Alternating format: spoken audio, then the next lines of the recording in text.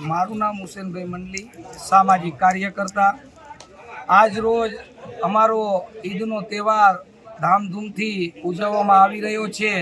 તેની અંદર બોડી સંખ્યાની અંદર ઈદગાહની અંદર તમામ મુસ્લિમ ભાઈઓ ભેગા થઈને એક ઈદની નમાઝ અદા કરી અને એક મહિનો જે રમજાન મહિનો પવિત્ર અમારો ચાલતો હોય તેની અંદર 30 રોજા પૂરા થયા।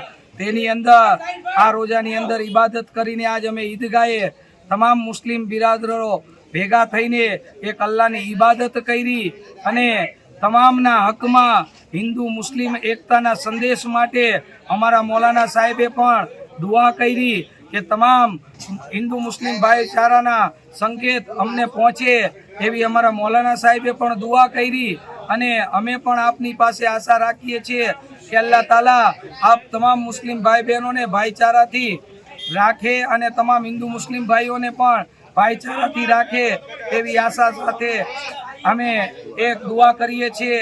अस्सलामु अलैकुम। अस्सलामु अलैकुम रहमतुल्लाहि व बरकातुहू।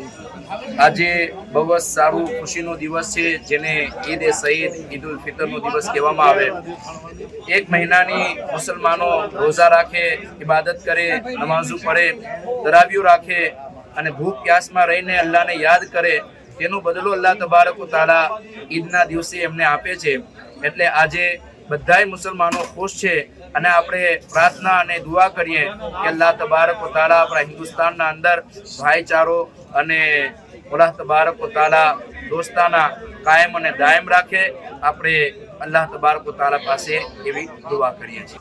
अस्सलाम वालेकुम। તમામ દેશ વિશ્વાસીઓને આજે ઈદ ઉલ ફિત્રની ઈદ મુબારકબાદી પડું છું।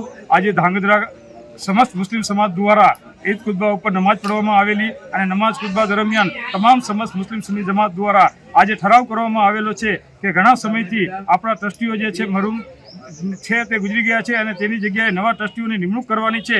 તે આવનારા સમયોમાં આ બધા ટ્રસ્ટીઓની નિમણૂક કરવી છે। જેટલા આપણા વકફની મિલકતો જે છે તેના ઉપર યોગ્ય કાર્યવાહી અને તેના કાયદાના નિયમ મુજબ આપણે સૌનો સાથ અને સહકાર મળીને હાલશી અને આજ રોજ ઠરાવ કરેલ છે જેમાંથી આજે જે નામ જાહેર થયેલા છે તે ટ્રસ્ટીઓના નામ ડિક્લેરેશન કરું છું અને આજથી ધાંગધ્રામાં બધા નામો જાહેર કરીએ છીએ। અને આમાં કોઈ પણ વ્યક્તિ હોય તો આ વકફની પ્રોપર્ટી છે તે તમામ મુસલમાનોને વકફની પ્રોપર્ટી જાળવવાનો અધિકાર છે અને આ સંપત્તિ આપ સૌની છે તેવું રાખીને આગળના દિવસોમાં સાથ સહકાર આપશો તેવી ખુદા પાસે એક દુઆ।